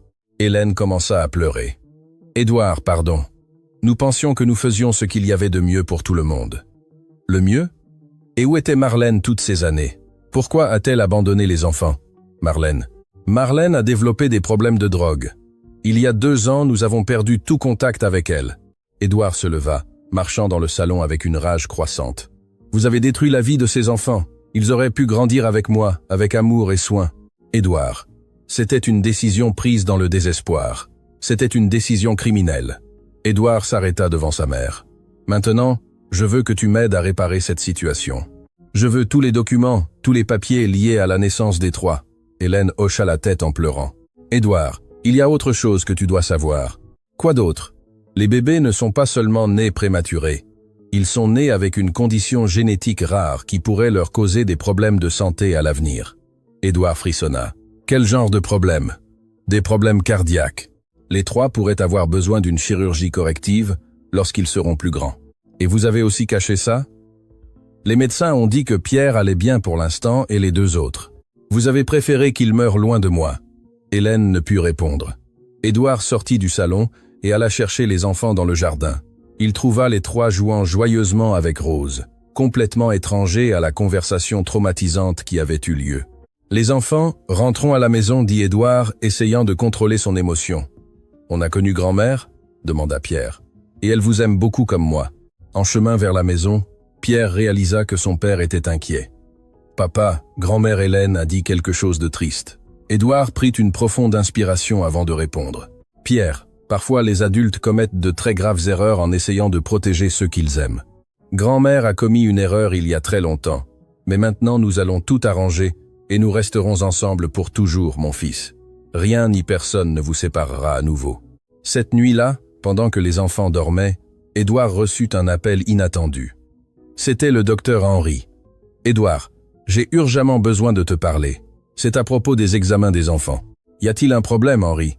J'ai trouvé quelque chose dans les analyses de sang que tu dois savoir immédiatement. » Le cœur d'Édouard s'accéléra violemment en entendant le ton extrêmement préoccupé et grave du docteur Henry. Il y avait quelque chose dans la façon dont le médecin, toujours expérimenté et contrôlé, parlait qui réveilla une peur primitive et dévastatrice dans la poitrine de l'homme d'affaires. Pendant les 2 derniers jours intenses et émotionnellement épuisants, Édouard avait traversé des montagnes russes d'émotions, passant rapidement de la joie accablante de retrouver ses fils, qu'il croyait perdus pour toujours, à la terreur paralysante de les perdre à nouveau face aux autorités compétentes. Et maintenant il faisait face à la possibilité terrifiante que quelque chose de beaucoup plus complexe, sinistre et troublant se passait dans sa vie. « Docteur Henry, quel type spécifique de problème médical avez-vous trouvé dans les examens des enfants ?» demanda Édouard, essayant désespérément de maintenir une voix ferme, tout en sentant ses mains trembler involontairement comme des feuilles au vent. « Édouard, je préfère ne pas en discuter par téléphone. C'est une affaire extrêmement délicate, complexe et potentiellement dangereuse qui doit être expliquée en détail en personne. Je peux passer chez toi maintenant même. Les enfants dorment profondément depuis plusieurs heures. Ne serait-il pas préférable de parler demain matin? Édouard, cela ne peut pas attendre demain. C'est à propos de leur santé critique et de quelque chose d'extrêmement troublant que j'ai découvert dans les anciens dossiers médicaux auxquels j'ai pu accéder grâce à des contacts spéciaux à l'hôpital. Un frisson glacial et terrifiant parcourut tout le corps d'Édouard. Dossiers médicaux. Quel dossier spécifique? Les dossiers complets et détaillés de l'accouchement traumatique de Pascal. Il y a là des informations cruciales qui contredisent complètement tout ce que tu crois savoir sur cette terrible nuit. Docteur, vous me faites très peur et m'angoissez beaucoup. De quoi parlez-vous exactement? Je serai chez toi dans exactement 20 minutes. Prépare-toi mentalement et émotionnellement, car ce que je vais te révéler changera radicalement et irréversiblement ta compréhension de tout ce qui s'est passé. Édouard raccrocha, les mains tremblantes comme s'il avait reçu une décharge électrique. Il monta lentement dans la chambre des enfants et les observa dormir paisiblement, serrés les uns contre les autres, comme il le faisait toujours instinctivement toutes les nuits. Pierre était au milieu, protégeant naturellement Luc et Mathieu, avec ses bras petits mais décidés. C'était une image émouvante d'innocence pure et d'amour fraternel sincère qui contrastait dramatiquement avec la tempête croissante d'incertitude et de terreur dans l'esprit turbulent d'Édouard. Exactement 20 minutes plus tard, le docteur Henry arriva ponctuellement, portant une chemise volumineuse et lourde et avec une expression sombre et préoccupée qu'Édouard n'avait jamais vue sur son visage normalement aimable et rassurant.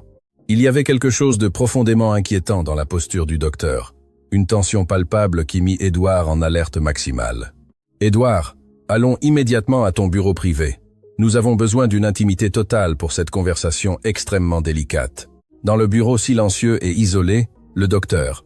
Henri plaça soigneusement la chemise sur la table en acajou et l'ouvrit lentement, révélant d'anciens documents médicaux, des analyses de laboratoire complexes et des photographies jaunies qu'Édouard ne reconnut pas immédiatement, mais qui lui semblèrent étrangement familières. « Édouard, je veux d'abord que tu t'assoies confortablement et que tu te prépares mentalement et émotionnellement à ce que je vais révéler. C'est une situation médicale et éthique extrêmement complexe, délicate et potentiellement explosive. Docteur, s'il vous plaît, allez droit au but. Je suis littéralement désespéré d'inquiétude et d'anxiété. Très bien. Premièrement, les analyses de sang ont définitivement confirmé mes soupçons médicaux initiaux. Luc et Mathieu ont exactement la même condition cardiaque congénitale rare que Pierre. C'est une anomalie génétique extrêmement rare qui affecte environ une naissance sur 100 000. Édouard respira momentanément soulagé, sentant une certaine tension quitter ses épaules. Alors, ils sont vraiment mes fils biologiques. Le test ADN le confirmera scientifiquement, Édouard. Mais voici le problème dévastateur. L'ADN confirmera probablement qu'ils sont frères biologiques, mais il pourrait ne pas confirmer que tu sois leur père biologique direct. Comment ça? Je ne comprends rien. Le docteur. Henri sortit un document ancien et jauni de la chemise avec une extrême prudence.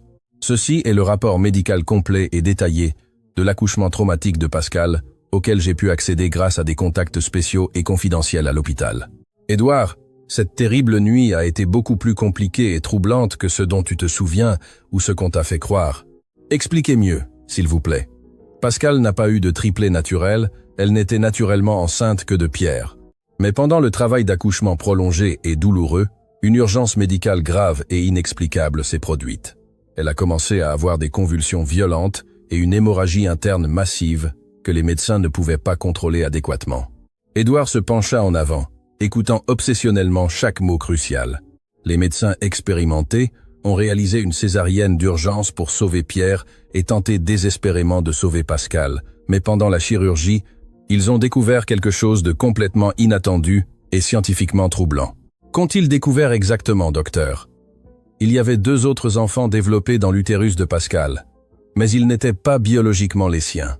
Édouard resta paralysé. Comment ça, pas les siens? Elle était visiblement enceinte pendant des mois. Édouard, cela semblera impossible et absurde, mais les évidences médicales sont irréfutables et scientifiquement documentées. Pascal a souffert de ce que nous, médecins, appelons une superfétation, une condition extrêmement rare où une femme enceinte ovule à nouveau et tombe à nouveau enceinte pendant la même gestation déjà existante. Est-ce réellement possible? Oui, c'est possible, mais extraordinairement rare.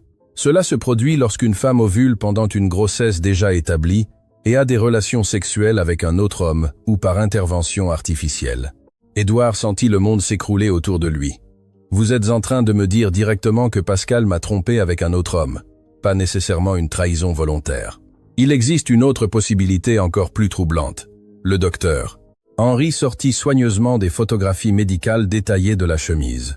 Ce sont des photos techniques de la procédure chirurgicale réalisée cette nuit-là. Les 2 enfants trouvés dans l'utérus de Pascal avaient environ 2 semaines de moins de développement fœtal que Pierre. Et qu'est-ce que cela signifie scientifiquement? Demanda Édouard. Cela signifie qu'ils ont été conçus exactement 2 semaines après Pierre. Mais Édouard, voici la partie la plus troublante et terrifiante. Ces enfants avaient des caractéristiques physiques et génétiques qui suggèrent fortement qu'ils n'ont pas du tout été conçus de manière naturelle. Comment ça? Pas naturellement. Expliquez-le en détail, docteur. Il existe des évidences médicales irréfutables que ces enfants sont le résultat direct d'une insémination artificielle avancée ou d'une fertilisation in vitro clandestine. Quelqu'un avec des connaissances médicales spécialisées a implanté des embryons développés artificiellement dans l'utérus de Pascal, sans le savoir ni le consentement d'elle, ni de toi. Édouard se leva brusquement, marchant nerveusement dans le salon en état de choc complet et dévastateur. C'est une folie absolue. Qui ferait quelque chose d'aussi monstrueux et cruel? Édouard, c'est exactement la question qui m'a tenu éveillé toute la nuit. Qui avait un accès physique régulier à Pascal? Qui connaissait en détail sa condition médicale? Qui bénéficierait significativement d'une situation aussi complexe? Docteur, êtes-vous en train d'insinuer que quelqu'un de ma propre famille? J'affirme que quelqu'un avec des ressources considérables a orchestré délibérément et froidement toute cette situation. Et cette personne avait définitivement des ressources financières substantielles et un accès direct à une technologie médicale extrêmement avancée. Édouard s'arrêta brusquement et regarda fixement le médecin. Marlène était toujours présente à l'hôpital, posant des questions médicales spécifiques et détaillées. Marlène a pu être une pièce importante dans le schéma, mais définitivement pas la principale tête pensante derrière tout. Elle n'avait tout simplement pas les ressources financières, ni les connaissances techniques pour quelque chose d'aussi sophistiqué et complexe. Alors, qui exactement ? Demanda Édouard. Le docteur. Henri hésita avant de répondre avec prudence. Édouard, j'ai besoin de te poser une question extrêmement difficile et délicate. Ta famille a-t-elle toujours montré un intérêt obsessionnel à avoir plus d'héritiers directs ?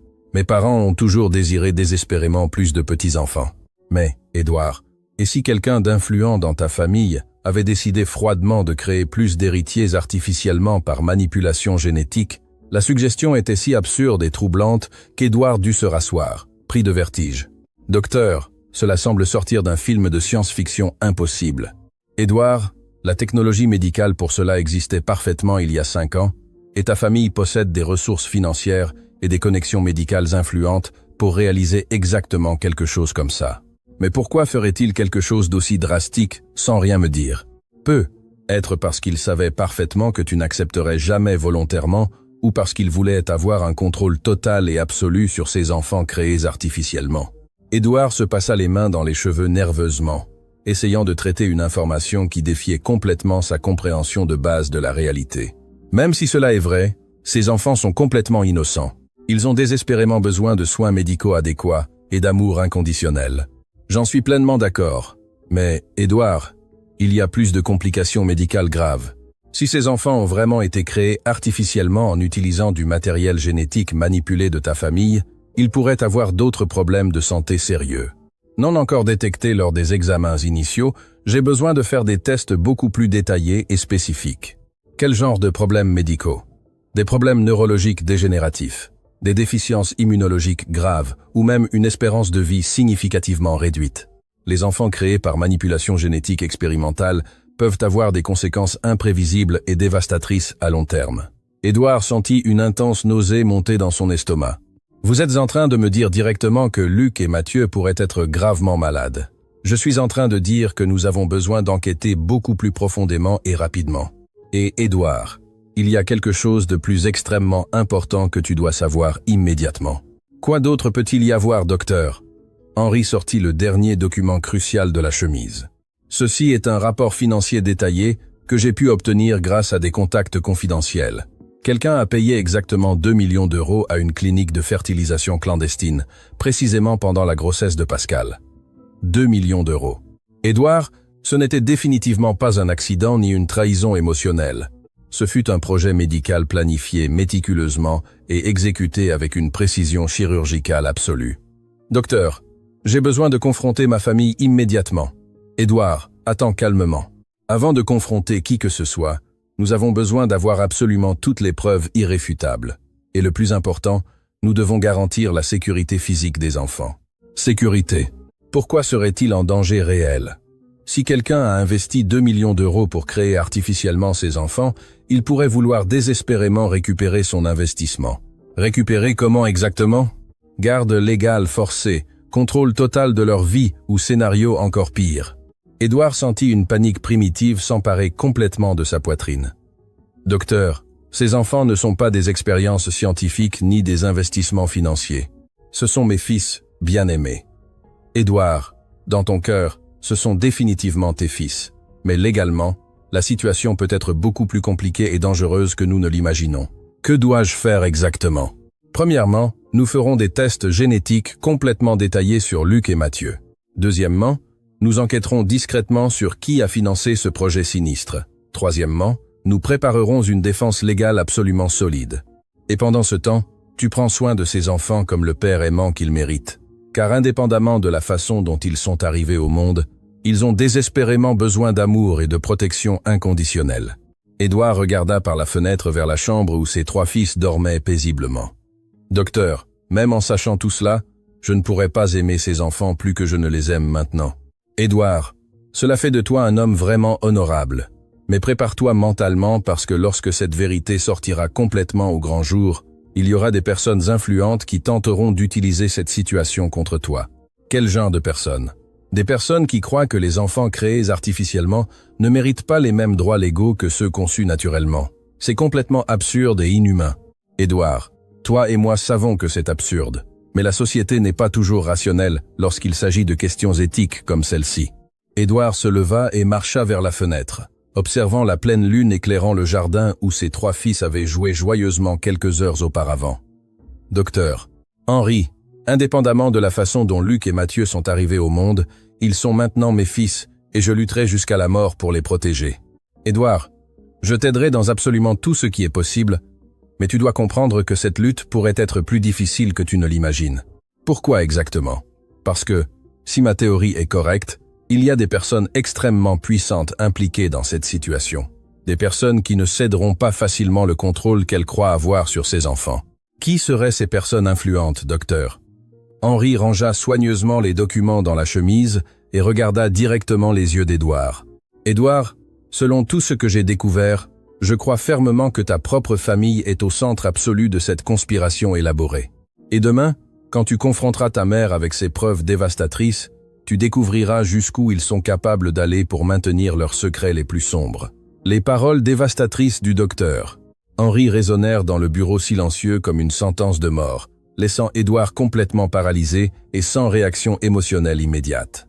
La révélation que sa propre famille respectée pourrait être impliquée dans une conspiration aussi élaborée, sinistre et inhumaine pour manipuler génétiquement la création artificielle d'enfants défiait absolument tout ce qu'il avait cru fermement sur les personnes qu'il avait aimées, respectées et admirées pendant toute sa vie d'adulte. La trahison ne venait pas d'étrangers ni d'ennemis connus, mais des personnes les plus proches en qui il avait placé une confiance absolue et un amour inconditionnel. Pendant la nuit d'insomnie et de torture qui suivit, Édouard resta rigidement assis dans son fauteuil en cuir italien, fixant la large fenêtre tout en traitant obsessionnellement l'information dévastatrice et incompréhensible qu'il avait reçue. Chaque fois qu'il fermait ses yeux épuisés, il voyait clairement le visage angélique de Luc et Mathieu dormant paisiblement, complètement étrangers et innocents, au fait que leurs propres existences pouvaient être le résultat direct d'une expérience scientifique cruelle et calculée, froidement orchestrée par des personnes qui devraient naturellement les protéger et les aimer inconditionnellement. L'idée troublante que ces enfants purs et innocents soient considérés comme des produits commerciaux, des investissements financiers ou des expériences scientifiques par quelqu'un de sa propre famille le remplissait d'une colère froide, calculatrice et implacable qu'il n'avait jamais ressentie auparavant de toute son existence. C'était une fureur qui transcendait la rage commune, se transformant en quelque chose de plus primitif et dangereux. À 5 heures du matin, lorsque les premiers rayons dorés du soleil commencèrent à illuminer l'horizon lointain, Édouard entendit les premiers sons mélodieux provenant de la chambre des enfants. Des rires bas et cristallins, des conversations chuchotées et joyeuses, comme cela se produisait toujours magiquement lorsque les 3 se réveillaient naturellement. Il se leva silencieusement et marcha avec des pas prudents jusqu'à la porte entr'ouverte, observant une fois de plus la scène émouvante qui était devenue précieuse et sacrée dans sa routine quotidienne. Pierre était patiemment en train d'enseigner à Luc et Mathieu comment faire des avions en papier coloré avec des pages d'un magazine pour enfants, et les 3 rivalisaient amicalement pour voir lequel volerait le plus loin dans la chambre spacieuse. La naturalité absolue avec laquelle ils interagissaient, la parfaite synchronisation de leurs mouvements et la joie sincère sur leurs visages angéliques contrastaient brutalement avec les révélations troublantes et terrifiantes de la nuit précédente. « Bonjour, mes fils bien-aimés », dit Édouard en entrant tranquillement dans la chambre, avec un sourire forcé mais affectueux, essayant désespérément de cacher la tempête émotionnelle dévastatrice, qui se déchaînait violemment à l'intérieur de lui, torturé. « Nous avons dormi bien et tranquillement, papa. Nous avons rêvé exactement de la même chose à nouveau, » dit Pierre avec un enthousiasme brillant dans ses yeux verts. Nous avons tous les 3 rêvé que nous étions sur une belle plage ensoleillée, jouant joyeusement sur le sable blanc, avec une belle femme aux cheveux longs et soyeux, et elle nous chantait une chanson très jolie et mélancolique. Oui, compléta Luc, avec une expression rêveuse, une chanson que nous avions l'impression de déjà connaître d'un endroit très lointain et spécial. Mathieu hocha la tête avec enthousiasme, ajoutant des détails spécifiques qui firent qu'un frisson parcourut toute la colonne vertébrale d'Édouard. La belle femme avait des yeux verts exactement comme les nôtres, Et elle nous disait affectueusement qu'elle avait toujours veillé sur nous avec beaucoup d'amour, même quand nous ne le savions pas consciemment. Édouard reconnut immédiatement, sans le moindre doute, la description détaillée. C'était Pascal, telle qu'elle apparaissait souvent dans ses propres rêves nostalgiques pendant les premières années douloureuses après sa mort prématurée. La connexion spirituelle profonde et inexplicable entre les trois enfants et la mère qu'ils n'avaient jamais connue personnellement était quelque chose qui transcendait toute explication scientifique, médicale ou rationnelle connue, un phénomène qui défiait la logique et touchait le royaume du surnaturel. « Chers enfants, dit Édouard en s'asseyant affectueusement sur le sol avec eux. Aujourd'hui, nous allons avoir une journée très spéciale et importante. Nous allons rendre visite à grand-mère Hélène à nouveau et ensuite ferons-nous d'autres visites très importantes pour notre famille. Allons-nous connaître d'autres parents intéressants ?» demanda Luc avec une curiosité sincère et des yeux brillants, pleins d'attente. « Peut-être que vous rencontrerez certains proches. Et peut-être découvrirez-vous des choses très importantes sur vous-même et sur notre famille, » répondit Édouard. Rose apparut silencieusement à la porte, portant avec soin un plateau élégant avec le petit déjeuner, spécialement préparé avec amour et attention. « Bonjour mes chers anges. Aujourd'hui j'ai préparé des crêpes spéciales au miel, exactement comme vous les aimez le plus. » Pendant que les enfants déjeunaient joyeusement dans la luxueuse salle à manger, Édouard reçut un appel urgent de son avocat personnel, Maître Robert. « Édouard, j'ai des nouvelles extrêmement importantes concernant l'enquête financière détaillée que tu as demandée. J'ai obtenu des documents très intéressants et révélateurs sur des transactions financières suspectes de ta famille au cours des 5 dernières années. »« Quel genre de transactions suspectes ?» demanda Édouard. « Des transferts substantiels irréguliers vers des cliniques médicales non enregistrées officiellement, des paiements significatifs à des laboratoires de génétique privés et clandestins, et une quantité considérable déposée discrètement sur un compte offshore au nom de Marlène Santos. » Édouard sentit son estomac se nouer douloureusement avec la confirmation de ses pires soupçons. « Robert, j'ai urgemment besoin que tu viennes chez moi aujourd'hui même. Nous avons beaucoup de choses à discuter en détail. Édouard, il y a autre chose d'extrêmement important et troublant. Marlène Santos a été retrouvée morte hier soir dans un hôtel bon marché et sale du centre-ville. Apparemment, c'était une overdose de drogue, mais il y a des circonstances suspectes. » La nouvelle frappa Édouard comme un éclair dévastateur. Marlène était morte, emportant avec elle tous les secrets cruciaux sur ce qui s'était réellement passé avec Luc et Mathieu pendant les premières années formatrices de leur vie. « Robert, cela ne peut pas être une simple coïncidence. »« Édouard, je suis complètement d'accord. Quelqu'un de puissant ne voulait pas qu'elle parle. Nous devons agir très vite pour protéger ces enfants innocents. » Après avoir raccroché le téléphone, les mains tremblantes, Édouard observa les 3 enfants jouant joyeusement dans le salon luxueux, complètement inconscients des dangers réels qui les entouraient comme des prédateurs invisibles. La mort opportune de Marlène confirmait définitivement ses pires soupçons. Il y avait des personnes influentes prêtes à tout pour maintenir les secrets sombres sur l'origine artificielle de Luc et Mathieu. À 10 heures du matin, Édouard installa soigneusement les 3 enfants dans la Mercedes et conduisit avec détermination jusqu'à l'imposante demeure de sa mère. Pendant le trajet silencieux à travers les rues animées de la ville, il prépara mentalement les questions difficiles et de confrontation qu'il devait poser. Cette fois, il n'accepterait pas d'évasion diplomatique, de demi-vérités opportunes ni de mensonges élaborés. Il avait désespérément besoin de la vérité complète et crue, peu importe à quel point elle était troublante, choquante ou dévastatrice, pour sa compréhension de la réalité. Madame Hélène l'attendait patiemment sur l'élégante terrasse, mais sa posture était visiblement différente et préoccupante. Elle semblait plus fragile physiquement, plus vieille et fatiguée, comme si elle avait vieilli de plusieurs années en une seule nuit tortueuse. En voyant la voiture s'approcher lentement, son expression se transforma en un mélange complexe de profonde culpabilité, de peur sincère et de résignation fataliste. « Grand-mère Hélène !» cria Pierre avec enthousiasme, courant pour l'embrasser dès qu'il sortit énergiquement de la voiture.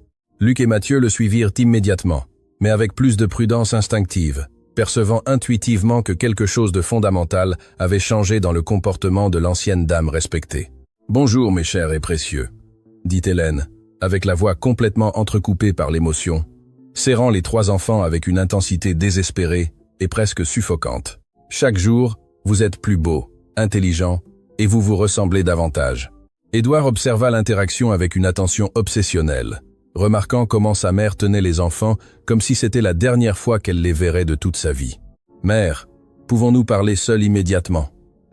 Rose peut rester s'occuper affectueusement des enfants dans le jardin. Édouard, avant toute chose, j'ai désespérément besoin de te demander pardon. Pardon sincère pour tout ce que nous avons fait, pour tous les mensonges élaborés, pour toute la souffrance inutile que nous avons causée. Édouard sentit un mélange complexe de soulagement temporaire et de terreur croissante. Sa mère était finalement prête à tout avouer, mais la confession pourrait être beaucoup plus terrible et dévastatrice qu'il ne l'aurait jamais imaginé, même dans ses pires cauchemars.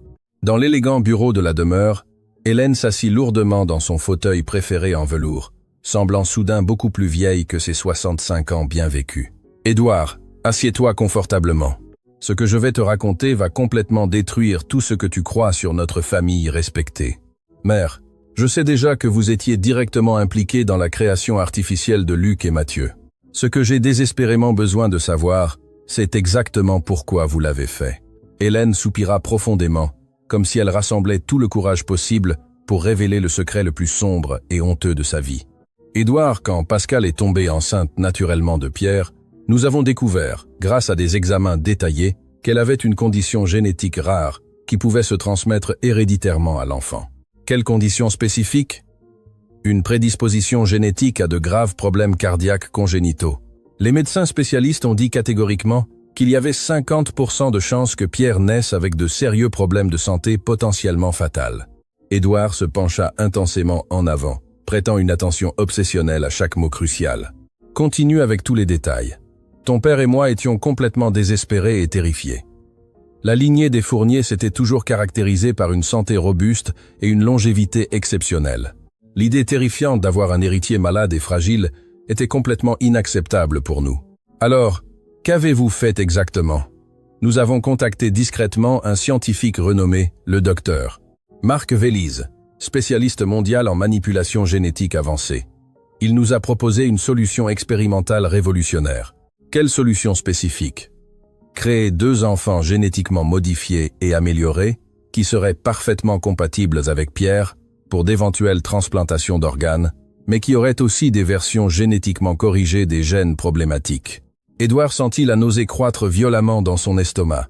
Vous avez créé Luc et Mathieu comme des pièces de rechange pour Pierre. Ce ne fut pas si simple ni cruel, Édouard. Le docteur Vélise nous a personnellement assuré que les enfants seraient complètement sains et normaux, juste avec quelques améliorations génétiques significatives. Quel genre d'amélioration génétique? Une plus grande résistance naturelle aux maladies, une intelligence augmentée, une longévité prolongée, c'était comme leur donner une vie objectivement meilleure. Et comment avez-vous implanté les embryons artificiels dans Pascal? Hélène hésita visiblement, luttant intensément contre la culpabilité écrasante. Pendant une consultation prénatale de routine, le docteur Vélise a légèrement manipulé Pascal et a implanté les embryons modifiés. Elle n'a jamais su ce qui s'était réellement passé. Vous avez violé criminellement le corps de mon épouse sans son consentement. Édouard, nous pensions sincèrement que nous faisions ce qu'il y avait de mieux pour tout le monde. Pascal aurait plus d'enfants et Pierre aurait des frères qui pourraient le sauver si nécessaire. Et quand elle est morte tragiquement en couche, ce fut une complication complètement imprévue. Le docteur Vélise a dit qu'il n'y avait aucun lien avec la procédure expérimentale. Et Marlène? Quel était exactement son rôle? Marlène a accepté de s'occuper des 2 enfants en échange d'une somme considérable. Elle serait comme une mère de substitution jusqu'à ce qu'il soit nécessaire. Nécessaire. Pourquoi exactement? Pour sauver Pierre s'il développait des problèmes cardiaques ou pour continuer la lignée familiale avec des gènes améliorés? Édouard se leva brusquement, marchant nerveusement dans le salon avec une colère croissante et incontrôlable. « Mère, vous avez transformé des enfants innocents en marchandises. Ce ne sont pas des produits ni des outils. Édouard, je sais que cela semble terrible maintenant, mais à ce moment-là, nous pensions que nous pouvions jouer à être Dieu avec des vies humaines. » Hélène commença à pleurer abondamment. « Édouard, pardon. Pardon pour tout. Mais tu dois comprendre que nous l'avons fait par amour. Amour pour toi. Amour pour Pierre. Amour pour la famille. Amour, mère. Ce n'était pas de l'amour. C'était de l'égoïsme pur et cruel. Édouard, il y a autre chose que tu dois savoir sur Luc et Mathieu. Quoi d'autre? Ils n'ont pas été créés uniquement avec tes gènes. Le docteur Vélise a utilisé du matériel génétique de diverses sources pour créer des profils parfaits. Édouard arrêta de marcher, sentant le monde tourner violemment. De quelles autres sources? Des gènes d'individus avec une intelligence supérieure, Des athlètes olympiques, des personnes avec une longévité exceptionnelle. Ils sont comme une compilation des meilleurs traits humains disponibles. Alors ils ne sont même pas mes fils biologiques. Biologiquement, environ 60% de leurs gènes sont les tiens. Le reste a été sélectionné artificiellement.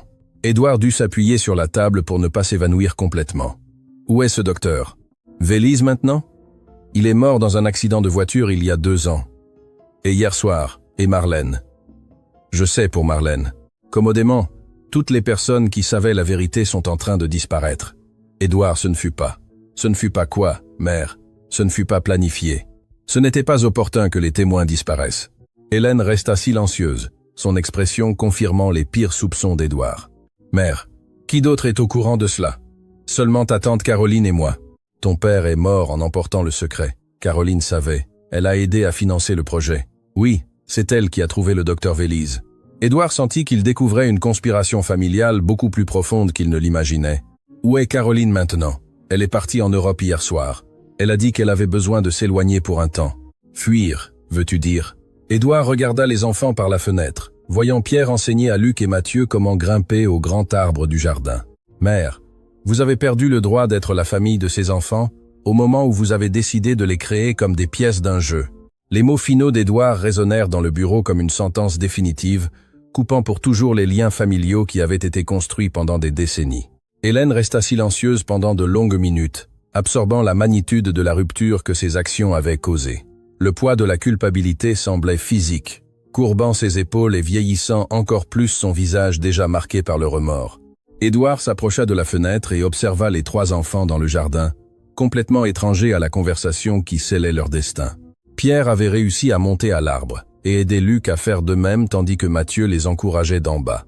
La scène était d'une innocence pure, un contraste évident avec la complexité sinistre de leurs origines. « Hélène, dit Édouard finalement, la voix brisée, je sais que je ne peux pas défaire ce que nous avons fait. Je sais que vous avez perdu le droit d'être la grand-mère de ces enfants, mais permettez-moi au moins de contribuer économiquement à leurs soins. » De l'argent.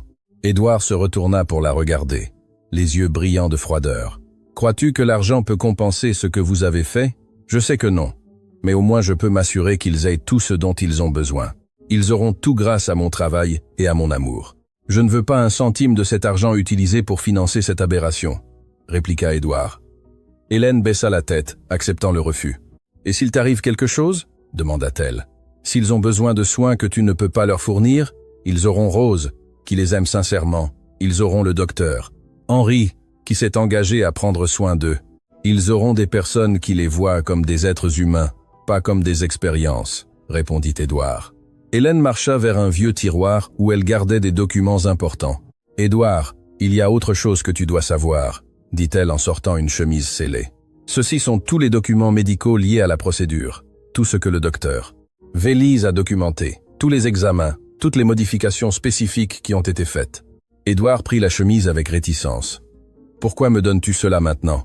Parce que s'il m'arrive quelque chose, tu auras besoin de cette information. Les médecins qui les soigneront à l'avenir devront savoir exactement ce qui a été fait. » Édouard rangea la chemise sous son bras. « Y a-t-il autre chose que je doive savoir? Juste une chose de plus. Caroline a laissé une lettre pour toi, dit Hélène. » Édouard la lut rapidement, en fronçant les sourcils. La lettre indiquait que Caroline fuyait définitivement vers l'Europe et qu'elle ne reviendrait plus jamais aux France. « Elle a au moins eu la décence de disparaître, » murmura Édouard en froissant le papier. Il se dirigea vers la porte. « Je vais chercher les enfants. Édouard, attends. » Hélène le retint. « Puis-je au moins leur dire au revoir correctement ?» Édouard s'arrêta. Il réfléchit un instant, puis pensa à tout ce qu'il avait découvert. « Non, mère. Ils n'ont pas besoin de porter le poids de dire au revoir à quelqu'un qui les voyait comme des commodités. Pour eux, tu ne seras que la grand-mère qu'ils ont visitée quelquefois. » Dans le jardin, il trouva les 3 enfants jouant toujours joyeusement. « Les garçons, il est temps de rentrer, » annonça-t-il en essayant de garder un ton léger. Pendant le trajet en voiture, Édouard écouta les voix des enfants sur le siège arrière, sentant un amour immense et une détermination croissante dans sa poitrine. Indépendamment de la façon dont ils étaient arrivés au monde, ils étaient maintenant les siens. Ce même après-midi, le docteur Henry revint avec plus d'équipement, accompagné de maître Robert et d'une nouvelle assistante sociale.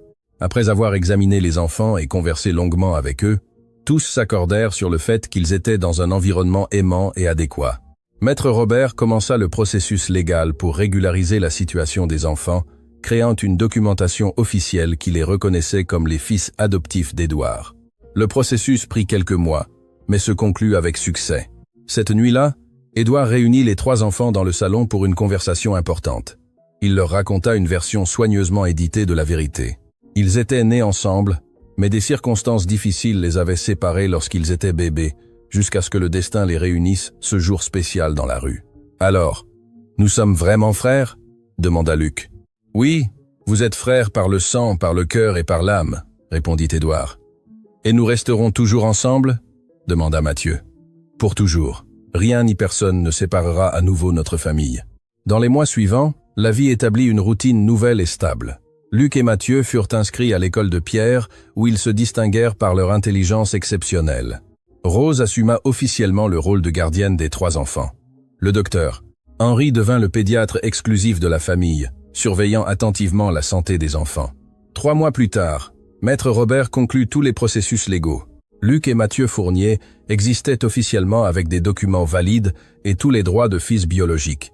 L'entreprise d'Édouard prospéra pendant cette période comme si l'amour renouvelé avait énergisé tous les aspects de sa vie. Hélène tint sa promesse de rester à l'écart, n'envoyant que des cartes occasionnelles. Caroline resta en Europe, envoyant une lettre annuelle pleine de remords. 1 an plus tard, Édouard organisa une fête de réunion familiale, invitant seulement les personnes qui importaient vraiment. Pendant le dîner, il porta un toast. Cette fête célèbre non seulement notre première année ensemble, mais le fait que les familles se forment de manières inattendues et miraculeuses. Les années passèrent tranquillement. Les 3 enfants grandirent comme une unité inséparable, développant des personnalités uniques, mais maintenant, un lien inébranlable. Pierre devint le leader naturel, Luc l'académicien brillant et Mathieu l'artiste sensible. Édouard observa leur développement avec fierté, notant que les améliorations génétiques se manifestaient subtilement. Intelligence exceptionnelle, résistance aux maladies, maturité émotionnelle impressionnante. Mais il décida que peu importait si c'était le résultat des modifications ou simplement de l'amour inconditionnel qu'il avait créé pour eux. À l'âge de 10 ans, Édouard se sentit finalement en sécurité pour parler de Pascal, montrant des photos et racontant des histoires sur la mer qui apparaissaient encore dans les rêves partagés des enfants. À 15 ans, ils étaient devenus des jeunes hommes exceptionnels. Pierre montra un intérêt pour la médecine. Luc se passionna pour la recherche scientifique et Mathieu émergea comme un artiste talentueux. Édouard les soutenait inconditionnellement, leur rappelant toujours que leur choix devait être motivé par la passion, non par des attentes sur leurs capacités améliorées. Rose et le docteur Henri restèrent des figures centrales dans la famille, offrant un amour et une orientation constants. Édouard garda les documents médicaux originaux sous clé, les consultant rarement, acceptant que l'identité des fils transcendait leurs origines artificielles. À l'âge de 18 ans, Édouard leur proposa de leur montrer les documents complets. À sa surprise, les 3 refusèrent à l'unanimité. « Papa, dit Pierre, nous savons que nous avons été créés de manière spéciale, mais cela fait partie de l'histoire. Ce qui compte, c'est qui nous sommes maintenant et qui nous choisissons d'être. » Les années suivantes, les 3 suivirent des chemins distincts, mais parallèles. Pierre devint cardiologue pédiatrique.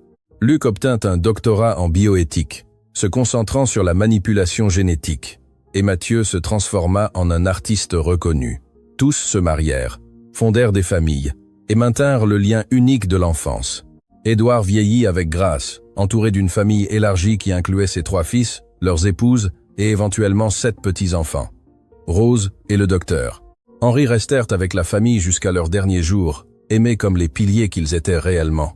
Quand Édouard eut 70 ans, les fils organisèrent une fête pour célébrer le 25 anniversaire des retrouvailles. Pendant la célébration, Pierre prononça un discours émouvant. « Papa, tu aurais pu continuer ta route ce jour-là, mais tu as choisi de t'arrêter, d'écouter et d'aimer. Tu nous as appris que la famille n'est pas une question de gènes, mais de choisir d'aimer et de construire quelque chose de beau ensemble. » Édouard regarda sa famille réunie, 3 fils exceptionnels, leur famille, et toutes les personnes qui avaient choisi de faire partie de cette histoire commune. Il pensa aux origines scientifiques qui étaient devenues non pertinentes face à la simple réalité qu'ils étaient des êtres humains complets, capables d'aimer et de trouver un sens à leur vie. L'histoire avait commencé par la manipulation et les mensonges, mais elle se terminait par l'amour et la famille. Cette nuit-là, Édouard dormit paisiblement, sachant qu'il avait tenu la promesse la plus importante de sa vie. Et pour la première fois depuis ce jour dans la rue, il ne rêva pas du passé, mais de l'avenir brillant que ses fils continueraient à construire ensemble. Avez-vous aimé l'histoire d'aujourd'hui? Alors, abonnez-vous à la chaîne, laissez votre pouce bleu et commentez ci-dessous de quelle ville vous regardez cette vidéo.